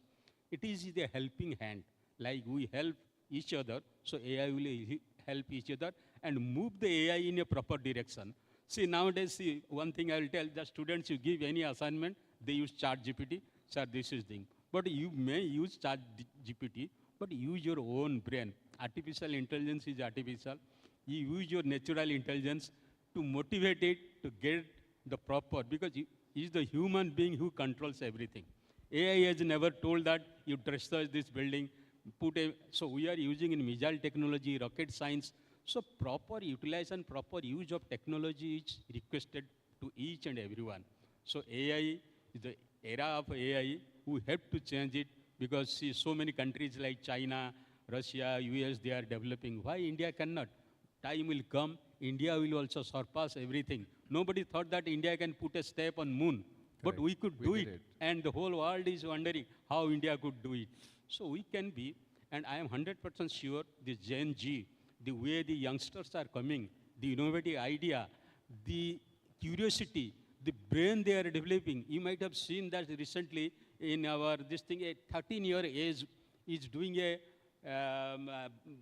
his name is Siddharth, is doing a sort app where you can have a medical help, free camp like this thing, and you can consult a doctor, you can have a slot booking, and the AI will tell, yes, you wait for 5 minutes, your slot will come, 30 hours. So instead of making a queue, with the help of AI, the older people, senior citizens can wait at their residence, they can come.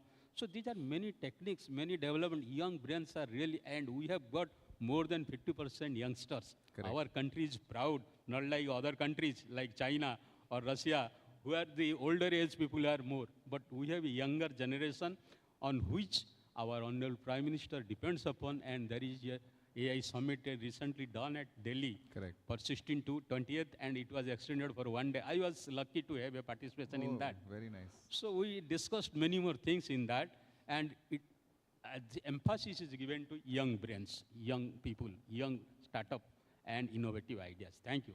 Thank you, sir. Thank you so much for your time and putting into perspective that AI is a great tool for human intelligence and artificial intelligence together. I'm sure is going to change the face of this world. Thank you so much, sir. Thank you very much. Thank you.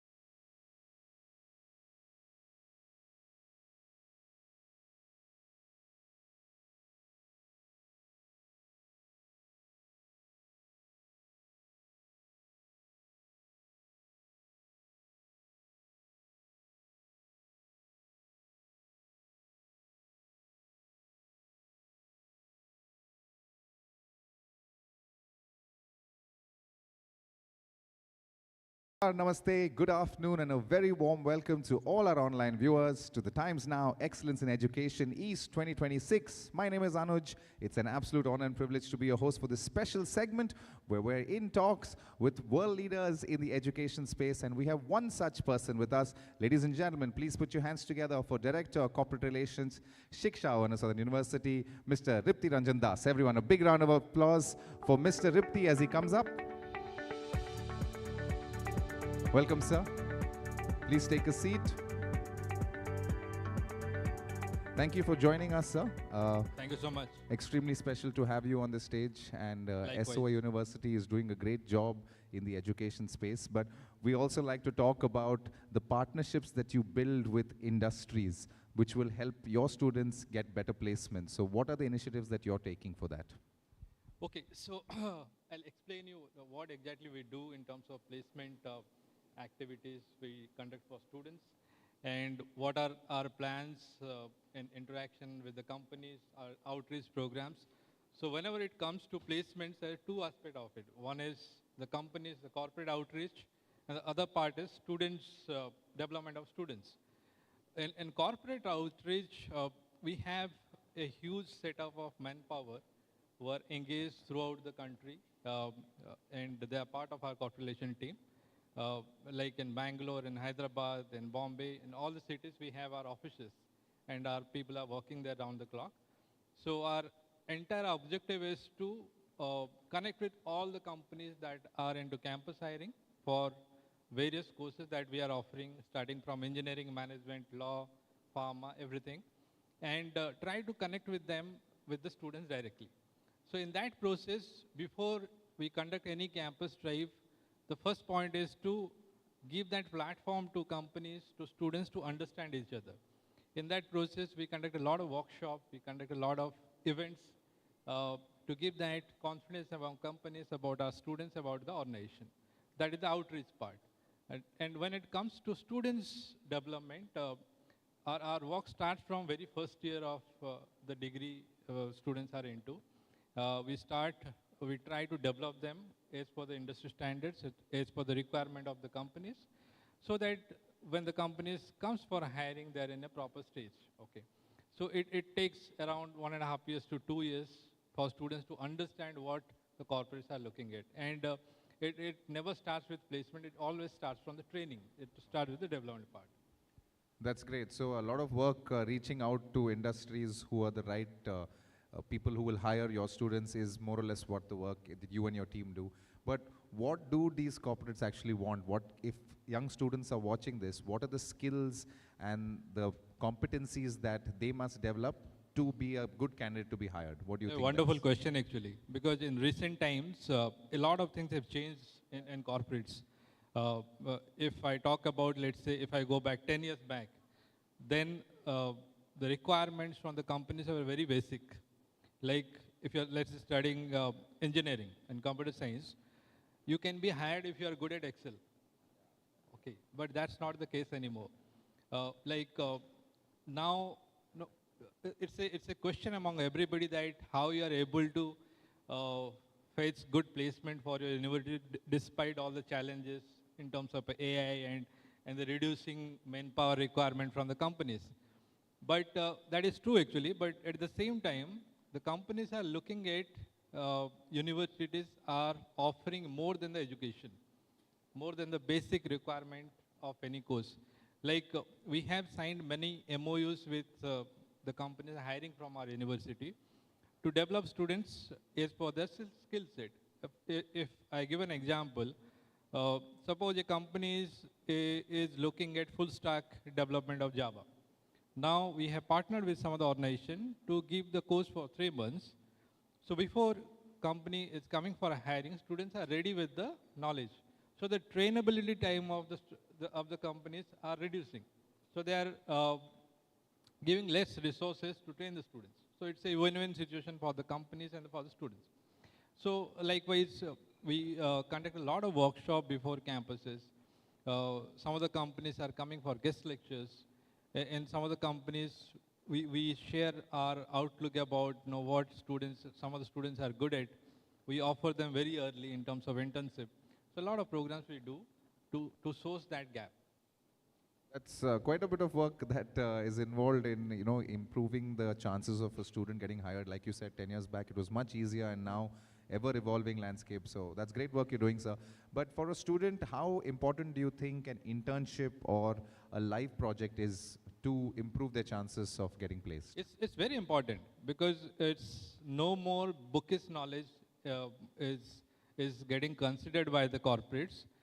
Internship is extremely important nowadays, and people are getting hired through that. Now, if we see all developed countries like in the US or UK or any of the Western countries, there is no concept of placements. You have to go through intensive, then only will get hired. Only in India, people are getting pampered with the jobs. So that is getting changed, okay, in a dramatic way. Now, if you haven't completed your internship, will not be get hired by the company. So there is a clause now. So internship is extremely important. Uh, Going forward, it is more important, projects and everything, because practicality is what the companies are looking at. So more than the degree you are continuing, you have to go through the internship and live projects to get hired by the companies. Okay, so great. So that means the students have to go out there, do their internships, Absolutely. do their live projects to improve their chances. I have one more question for you, sir. What are the initiatives that SOA is taking to be the leading talent partner for corporates in India? Okay. So it's all about quality. We are one of the leading top-rated NIRF universities, colleges across India. So nothing can beat quality, no matter whatever advertisement you do. And if you don't offer quality, if you are not there in terms of the requirement of the organizations hiring from your college, then you will be nowhere.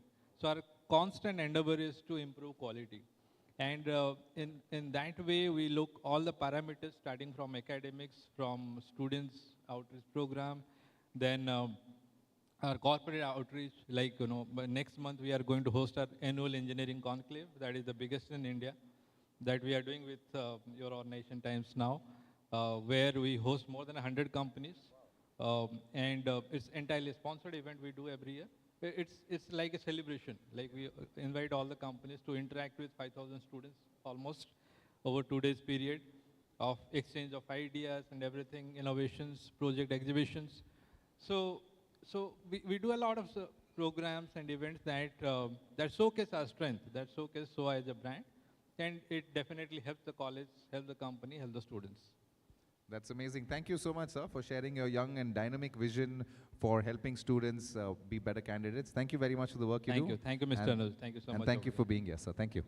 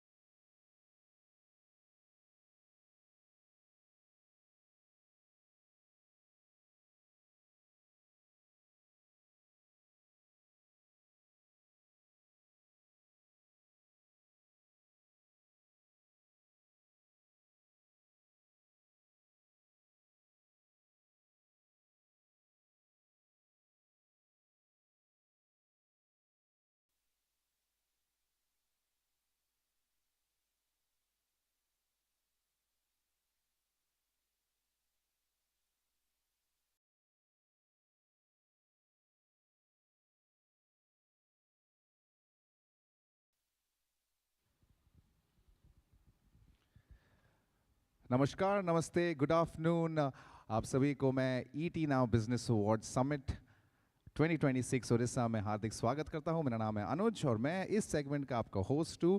आज हमारे साथ है एक social entrepreneur and designer, the one and only ma'am from Bhubaneswar. Please put your hands together as she comes up on stage. Everybody a big round of applause for Jubina Ali ma'am as she comes up.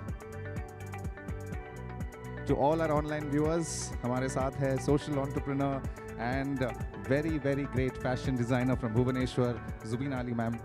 Ma'am पहले तो आपका हार्दिक स्वागत करता हूँ मैं। कैसा लग रहा है आपको? थैंक यू सो मच, बहुत अच्छा लग रहा है यहाँ पर आप लोगों ने मुझे इनवाइट किए। बहुत बहुत धन्यवाद आपको दे रही हूँ। मैं अपने तरफ से I would like to thank VT Now. Thank you so much for inviting me such a wonderful podcast. Thank you ma'am, thank you so much for being here. आप एक मुद्दे के लिए आप फेमस हो, that is fashion with a purpose. तो आप थोड़ा इसके बारे में बताएंगे कि what is fashion with a purpose, what does it mean to you? देखिए, फैशन मतलब अच्छे कपड़े पहनना, सुंदर कपड़ा पहनना। मैं कभी भी लीव नहीं कर सकती हूँ क्योंकि fashion is identity, dignity and livelihood. तो मेरे लिए फैशन मतलब ये तीन चीज़ को मैं प्रेफर करती हूँ क्योंकि मैं ग्रास रूट लेवल में काम करती हूँ, आर्टिजन एंड वीवर्स के साथ काम करती हूँ। उनका चीज़ कैसे आए, आगे को आए, उनके चीज़ में मैं हर वक्त सोचती हूँ उनको कैसे आगे ला के दूँ, और उसी चीज़ को मैं थोड़ा सा ट्रेडिशन को मैं थोड़ा सा मॉडर्न में चेंज करती हूँ। और मेरे लिए फैशन मतलब वही है, मेरे ब्रांड का मेन सक्सेस है फैशन, मतलब यही है।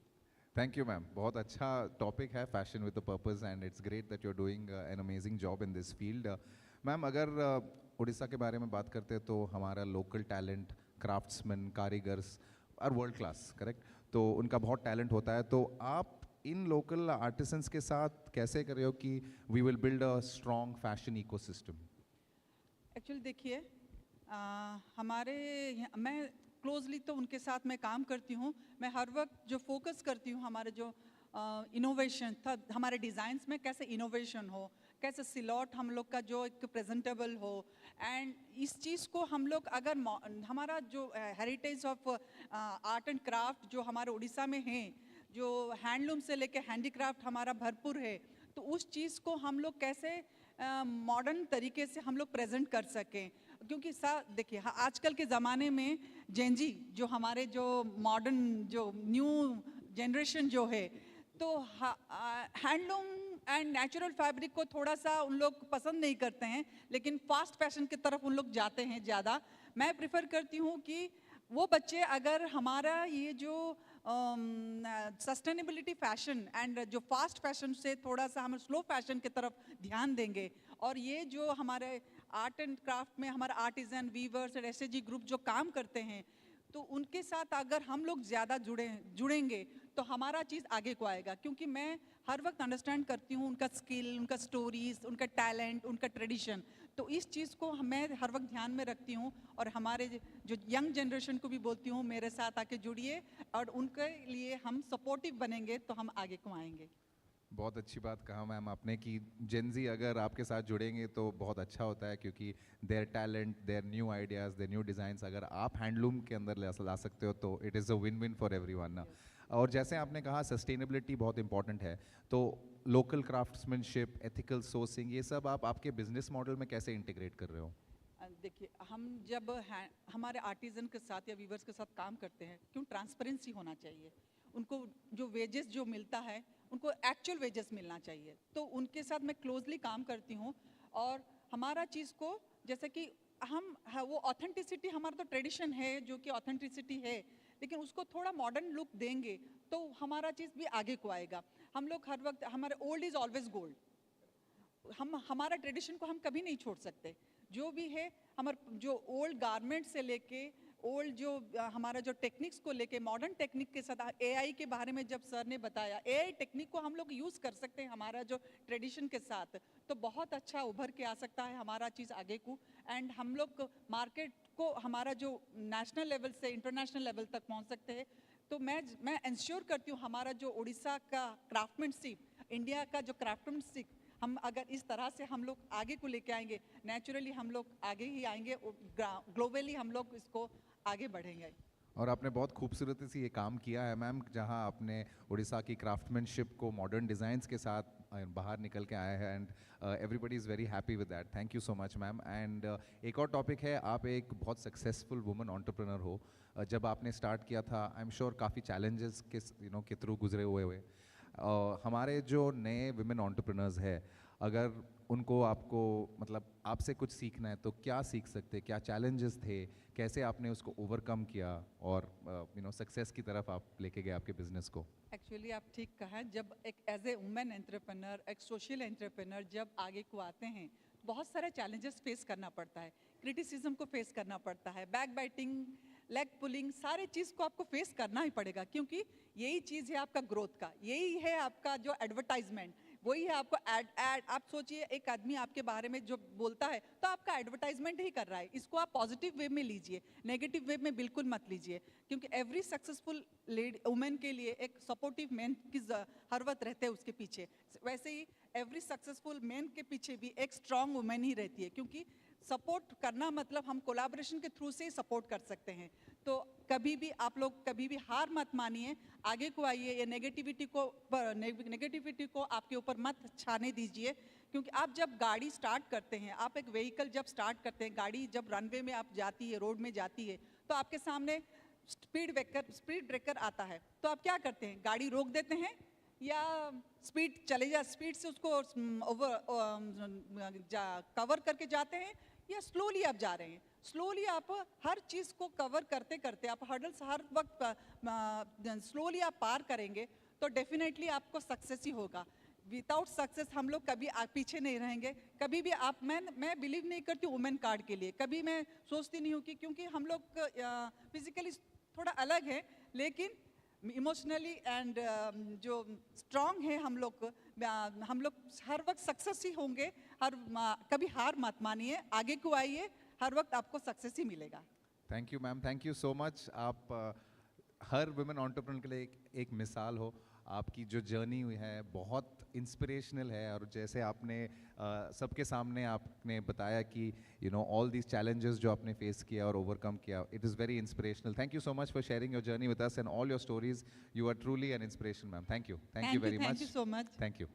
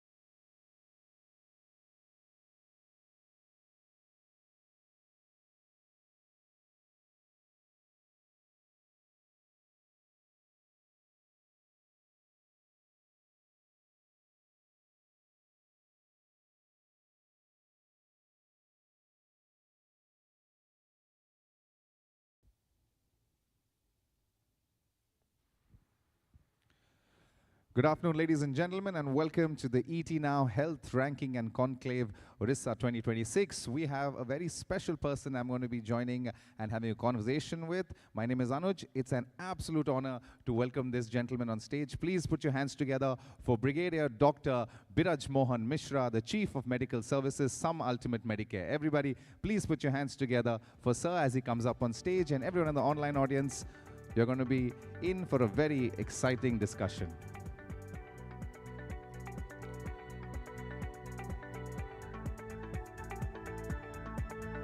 Welcome, sir.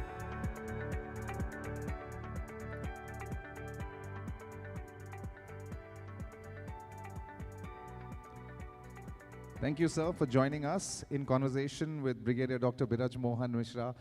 Sir, thank you for taking the time out and being here. You have a wealth of experience in this field of healthcare. I wanted to ask you one very simple question.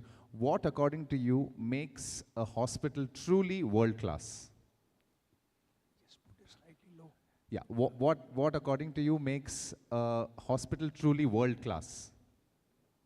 Yeah, exactly. Coming to the world-class hospital, which normally we define, most important is it should be confining to the healthcare standards nationally and internationally. Coming to our hospital, I belong to Some Ultimate Medicare, the 600-bed hospital, and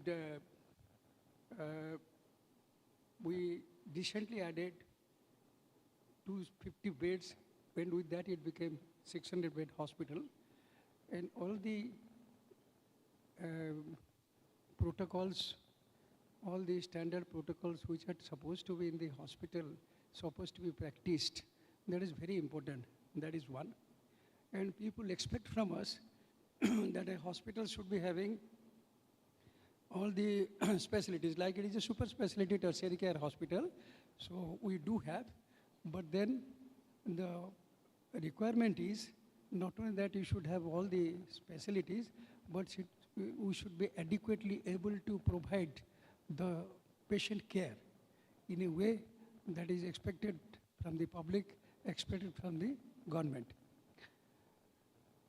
And in addition, if we see that particularly clinical research, very important, then having your academics. Academics is another important factor because it should be a continuous effort from each one of us, and association with world-class universities, even our own universities here are of very good standard, and we should be associated so that we get better knowledge and also have interactions, so that is one thing. Then having your medical tourism, now almost every big hospital is having it, and I'd like to mention that we're going for it in a big way. It is one of the most important key area. That is what we're trying now. And people from abroad, they also expect us, expect India. And in India, you know that as such, Odisha is leading. So they expect a lot from us. It is not only from the economic point of view that it is cheaper or something like that, it is not so. But the beauty is we have a huge structure in one roof, and people also have a economics in mind. They do come, they get the treatment, and then also can move around, that sort of thing. So for that, we require to be accredited by the JCI International, and we are already having the NABH with us, and of course NABL is always there for the lab. So all the credentials one must have. That is very important.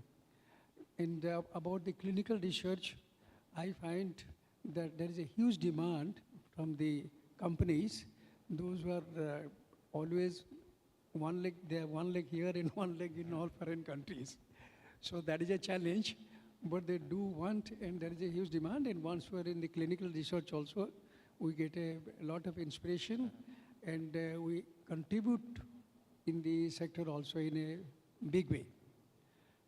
And this is almost something like a grossly what we feel about a world-class hospital. And I believe it should be reasonably good hospital with a size of number of beds. Because like we have got 600, so, and having a huge intensive care beds is important. Like we have around 180 intensive care Correct. beds. And all those things matter. And of course, all the facilities like all the gadgets which we have should be of the latest. And we have our huge lab and all the radiology department. So all other things, as you know, it should be a part of it. It is not that people should be expecting it, but it is a must. Correct. So that And your Some Ultimate Medicare Hospital is truly world class in that regard, sir. Yeah, So yeah. it has all the facets that you just said. Yeah, So, it's so you touched upon intensive care, critical care, and you also know that emergency care is very important, right? These are the two main aspects that we look at as a first level of healthcare and a critical care part in a hospital. So what technologies do you think will help in emergency and in critical care? Yeah, like what you told, these two are very important departments. For the emergency, we do have if you start from the beginning itself, once we get a patient, it starts from the ambulance services onwards. So one is our ACLS ambulance, that is must, that should be there. And even our air ambulance is now, I won't say common, but it is easily available. We have sent many patients and many patients do come to us also. So that is a must for the emergency. And all the emergency departments should be manned by doctors who are trained in emergency medicine. That is important. Like if I say even 15 years back, it was not so.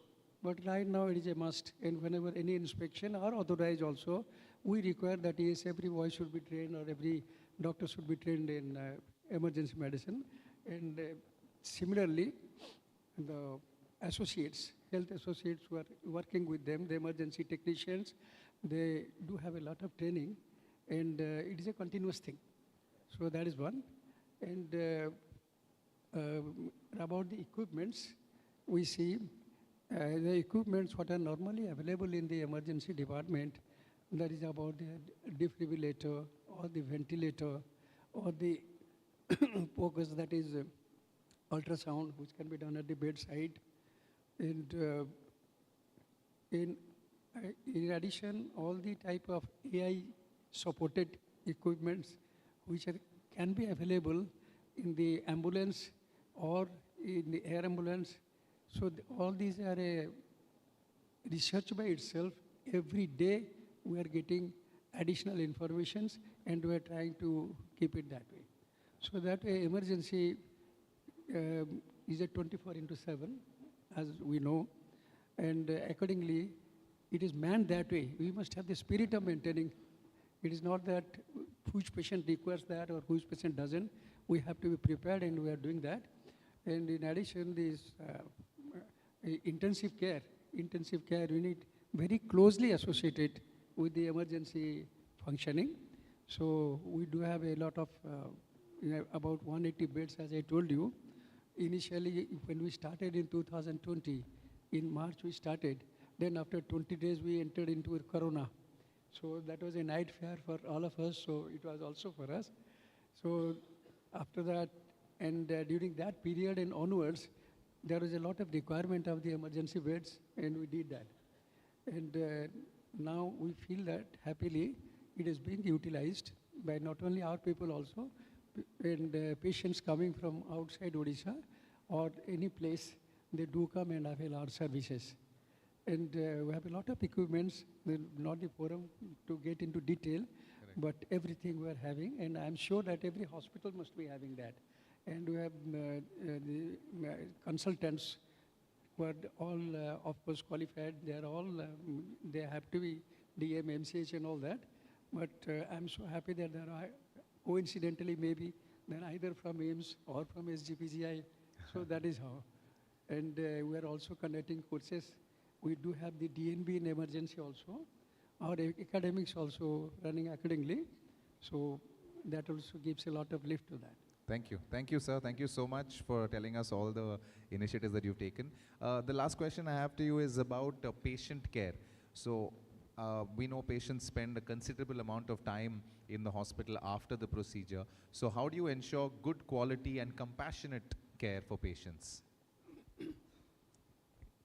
Patient care, as mostly people evaluate, it is the patient care which provide in the hospital and also the outcome.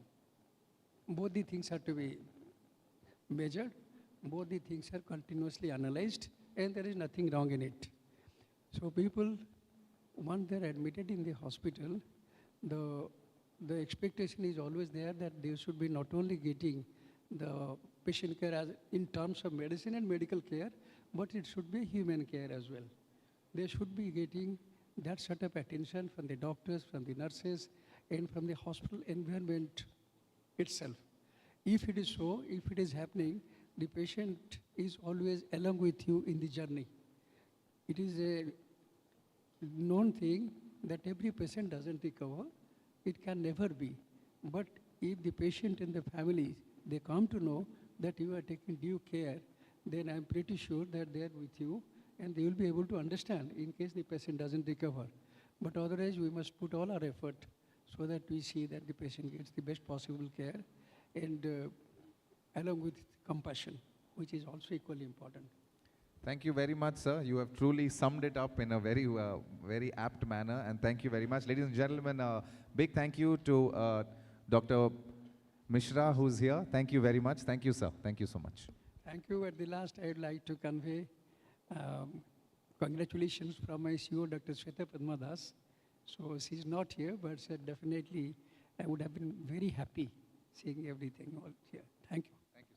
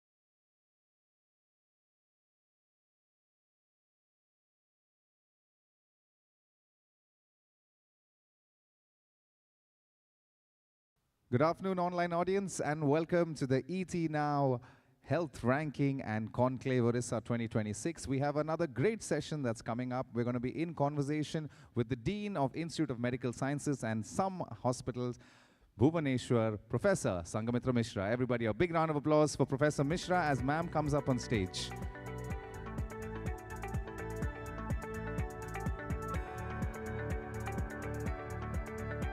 Welcome, ma'am.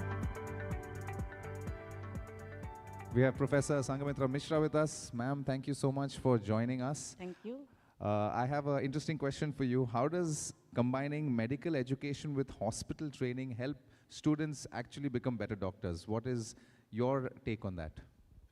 Actually, from 2019, our medical education has become competency-based. If you do not know, this National Medical Commission has made it competency-based, which means that the medical education is not only knowledge-based, it is skill-based, and which can be acquired only when students or doctors or interns are posted in the wards, in the OTs, in the ICU, in patient care areas. So it is already there, but the thing is implementing those things. To be very honest, it is it has not been 100% in all of the medical colleges. But as of now, in our medical college, which is IMS and Som Hospital, which is the 15th rank, NIRF ranking is 15th, we have introduced many things which I think many other medical colleges are also following. That means one thing we have introduced is when students are posted in the ward, one doctor or one consultant or one specialist must teach the students in the bedside. So not only it is taught, there is a module in medical education that is called learner doctor's method or student doctor method, where actually the students are from 4 to 6 o'clock, after their classes are over, they will be staying in the ward and to understand the basic need of a patient, not only medical care, what is their finance, what are their relatives, what is their practice at home. So they are able to understand the patient, not as a patient, but holistically they understand what is the need of the patient. So that, in that way, because the students, that learner doctor method actually starts from second year, where actually the student is very young, maybe 18, 19 years. So they understand what empathy or what karuna is. There is a lot of difference between daya and karuna. Correct. Sympathy and empathy. So they understand and they inculcate that habit and that spirit of empathy to put yourself. When you write 10 number of medication and you see the patient age or patient party is taking rice with onion, then they understand the patient cannot take these 10. So only important medication should be prescribed. That is how they learn. So that is one thing. And another is there is a, we have our posting in community health centers. Okay. That is family adoption program, where a student adopts 3 to 5 families from the community. Oh. You remember in our old days, in movies, we see there is a family physician. Correct. So again that component is coming, that concept is coming back. Because a student who acts as a liaison between a consultant and the family, so that the family is happy that at the time of need, somebody is there to liaison between the hospital or consultant where they cannot reach immediately. So that is a family adoption program, and where the student look after the preventive health care, preventive and promotive as well as rehabilitative, because in a country like India, where we cannot only make a healthy population if we only address the this treating area. Correct. We have to have promotive, preventive and rehabilitative areas very well developed. And students, when they get associated with the families, they are in a better position to convince the patients and their relatives or their family as a whole for a promotive and preventive healthcare That's strategy. such a nice initiative you've taken, ma'am, for making sure that even the students who are our future doctors are learning right from the start, and also you are helping the families who don't have reach to the doctors directly or hospitals. It's a great initiative. Thank you, ma'am, for sharing that with us. Didn't really know this happens. It happens DRP, behind the scenes, so it's nice. Your family adoption program is actually there. Many of the medical colleges are following it, but we are making it more robust actually. We have made it very robust actually. It's good that you're focusing on this, ma'am. In terms of research, how important is research to help the medical field grow and doctors become better in future? Actually, the research cannot be separated from treatment actually. A doctor, when he practices, he has to have its own research, because as you know, Supreme Court also mandates that a doctor who is practicing, he should keep the data of his patient for 10 years. Now that in the era of AI, the data, authentic data has become very, very important. That is the backbone of AI model, or what you call machine learning models. Data very effective and very authentic data is very important. So a doctor, when he observes a pattern, he becomes a researcher. It is not required that you only publish, because I always believe research is the integral part. Publication is a byproduct, just like for butter, chas is the byproduct. So publication is byproduct. But unfortunately, in the era of this credit and accreditation, more of the doctors are towards publication. So I will, through your channel, I will try to give this message that let us focus on research. Publication will automatically come. If it is a good research, publication will automatically come. And to make it very robust, actually, research environment in a medical college or in a hospital, those who are youngsters, they should be part of the bigger team. Like a professor is in a team, or postgraduate. Let us take 1 or 2 undergraduate or interns also. That will help them to understand the research process. As such, ICMR has small research, 3-month research projects are there, STF we call it. So the student training and research is there, 3 months program. And in our hospital, because this is a tertiary care hospital, why tertiary? I will tell it quaternary care, because we have all the broad specialty as well as super specialties. So, and also being a part of the deemed university, we are conducting lot of interdisciplinary, interstream research. For example, one of my postgraduate students, one of my research scholar, PhD scholars, is doing a prediction model through machine learning, where we integrate with the computer science department and also Internet of Things, IoT-based model she will prepare, and it has been very well approved in IIT Bombay recently. And other areas like our oncology, hematology, and we have a very good genomic labs. So the genetic pattern, what is the infection, for infection control or deciding antibiotic. We have all those areas where we are working, and a lot of robotics also we are doing in orthopedic department. And neurosurgery also we are doing a lot of research. So in all fields, because postgraduates are there, we are doing, in all fields we are doing research actually. That's great, ma'am. Your institute and hospital is doing an amazing job. Thank you for sharing all the work that's been happening. My last question to you, ma'am, you are an extremely experienced leader in the field of medicine and healthcare. What message would you have to young medical students who are starting off their journey now? Young medical students, I think, first of all, I will tell them, those who have a passion for healthcare, they must come.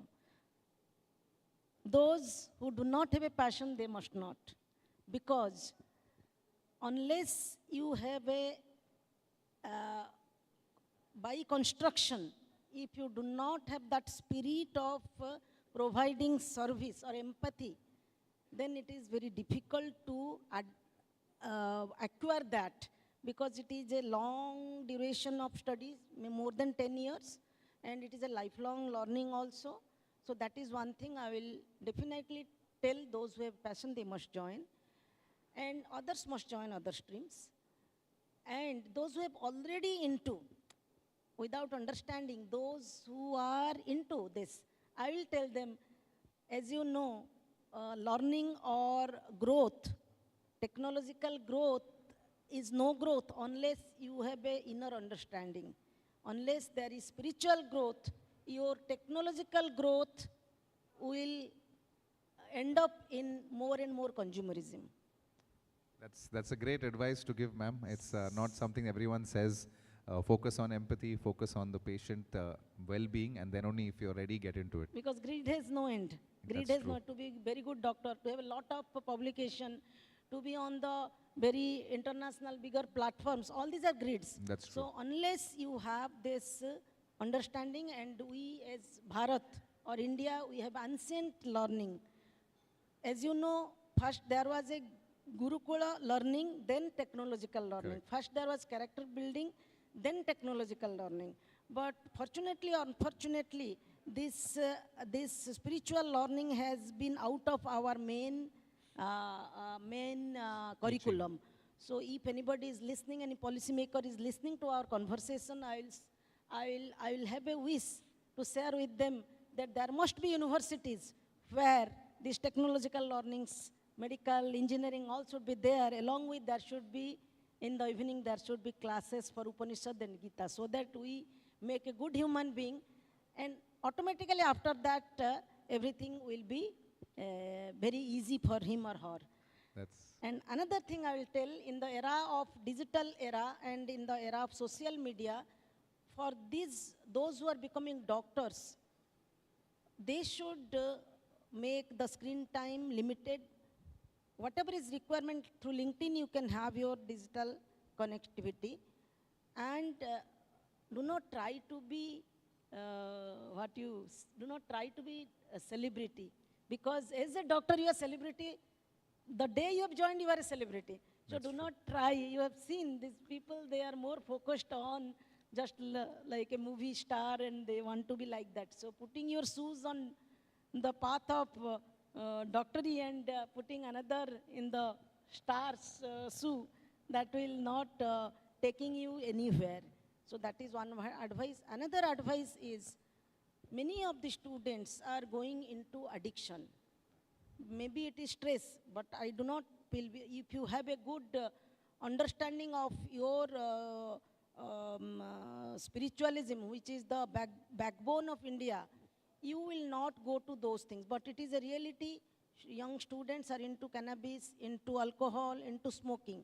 I always tell, when we have a pneumonia day, you take this walkathon with smoking is injurious for health. Next day, you take a walkathon in front of many shops, and the same shop with scrub suit you go and smoke. So that is so conflicting for those who are following you. And also, so in the name of social drinking, I always tell, social drinking, how can it be called social when all sorts of antisocial activity occurs under the influence of alcohol? Drunk driving, murder, theft, any other type of crime, that is the impact. And also smoking, passive smoking. So you are doing no good to society. You cannot call it social drinking or social smoking. So it is that they must understand, because they have to advise their patients. And if they don't understand, then if they do not understand, you have to walk the talk.